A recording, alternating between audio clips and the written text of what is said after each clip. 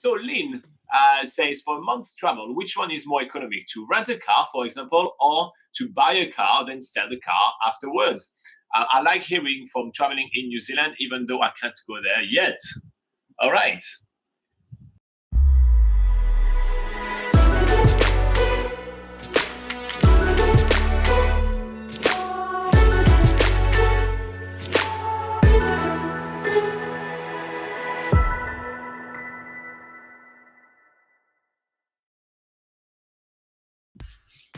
So what is more economic? Do you want to rent a car or do you want to buy a car if you only have 1 month in New Zealand?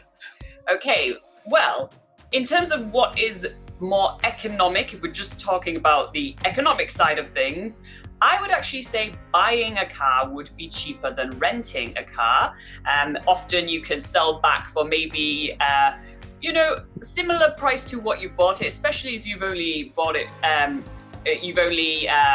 had it in New Zealand for a month, obviously. Hopefully not anything too crazy happens to the car if you've only have it in New Zealand for a month. So, the theory is you could sell it back pretty much the same price as what you bought it. However, with 1 month in New Zealand, that's still quite limited time to actually travel around New Zealand. And you also need to understand that actually buying and selling a car is a process in itself, and quite a time-consuming process also. So typically we recommend people to only buy a car in New Zealand if they are staying in the country for maybe about 2 months at a stretch, but more 3 months. If you're staying in the country for 3 months to travel around, then you do have enough time at the beginning and the end of your trip to buy and sell the car. There's a few paperwork involved. You also want to do a bit of test driving with cars, because there are a lot of used and second-hand cars in New Zealand that aren't in tip-top shape. So you do want to actually take the time to test the car and make sure it's going to actually survive your whole road trip around New Zealand. So with all that in mind, that does take a bit of time. Would you like to add anything to that? So I think I'll concur. Like that would be the same. I will have the same opinion than Laura. However, I would really emphasize much more the rental side personally, just because I feel like if I only have 1 month in New Zealand, I really do want to spend actually 30 days exploring the country, more than spending sometimes going from garage to garage to kind of buy a car. However, if you personally, Lynn, or whoever's watching, you do have some experience in buying and reselling cars. If you do have some experience, you know what to look for when buying a car and everything like that. If you feel a little bit more confident, then you can definitely go ahead with that. One of the big things that I find issues with cars in New Zealand is the cam belt. That's the thing that we literally had the most issue with when traveling around New Zealand. So if you can get a car, when buying a second-hand car, a car that doesn't have a cam belt but have a chain belt, if you're not sure what that is, just Google it so you understand maybe in your own language what that is. But that's, for example, the main thing that I would be looking for if I was to buy a car. Also note that a lot of car sellers and car buyers are extremely unreliable. So that means that maybe you're going to make an appointment and they're just going to say, oh no, I can't do today, I'm going to do tomorrow, and everything like that. It's especially as well for buying cars, because they know that if they waste your time, then you're going to be a little bit more desperate. So at that point, you may be a little bit in a time stretch.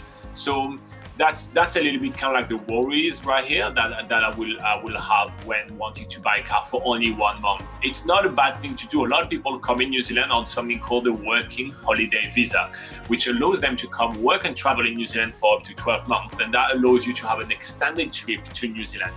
With that in mind, that is the best time for you to buy a car, because you have the whole year. So you can spend a week or two to buy a car and a week or two to sell a car. It's absolutely fine. And also you have the freedom to do everything you want around New Zealand.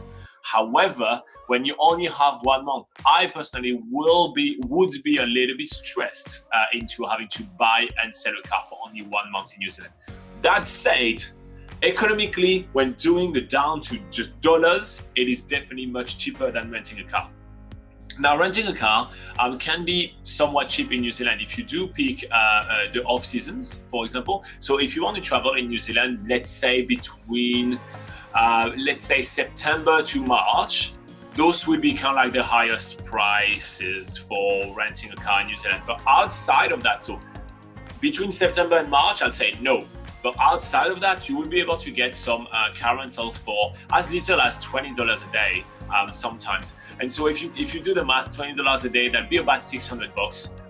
You add the insurance and everything like that. We'll talk about like $1,500 at most, right, for the whole month in renting a car.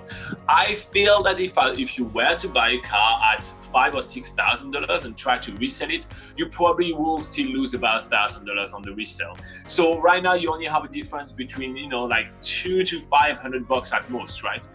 I feel like for the trip of a lifetime, coming to New Zealand only once, you only have 1 month, it is worth spending the extra $200 to $500 to actually have the peace of mind. You can walk at the airport, from the airport, you can walk to the place, pick up the car keys and already be on your way. You don't have nothing to worry about. If the car breaks down, everything, you have the insurance or, the car rental company that will replace the car and all of that. So, you have all that. The car has been well maintained because obviously the people that rent the car, they want the car to be well maintained. I mean, some of the best well-maintained car in the world are actually cars from car rental companies, right? Because that's literally how they make their living. I mean, some of them are quite bad. And actually, in fact, on NZPocketGuide.com, we do have a list of our favorites.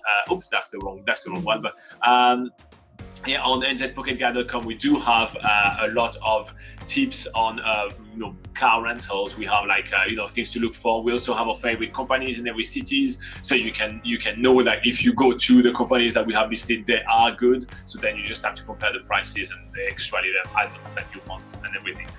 So in short, I kind of agree with Laura, but yeah, if you look at the math only, it is cheaper to buy and sell a car. Yes. Anyway, for more information, not what I showed on screen, but for more information, you can head out to nzpocketguide.com. It's your largest travel guide to New Zealand. It's free to use, and there is ton of more than 3,000 articles on there.